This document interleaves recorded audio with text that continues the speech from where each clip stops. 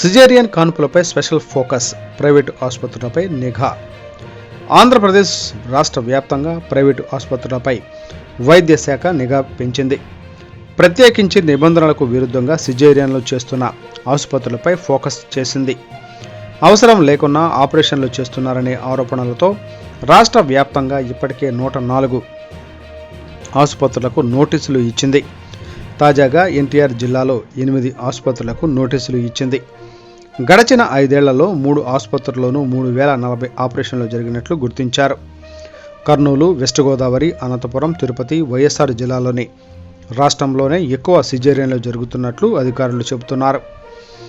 ఏడాదిలోనే రాష్ట్ర వ్యాప్తంగా 3,27,954 సి సెక్షన్ ఆపరేషన్లు జరిగినట్లు ప్రభుత్వం చెబుతోంది. ఈ ఆరోపణలను ప్రైవేటు ఆసుపత్రులు ఖండిస్తున్నాయి.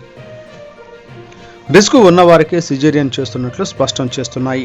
ఆడిటింగ్ పూర్తయ్యాక అవసరం ఉన్నా లేకున్నా సిజేరియన్లు చేసే ఆసుపత్రులపై చర్యలకు రెడీ అయ్యింది వైద్య శాఖ.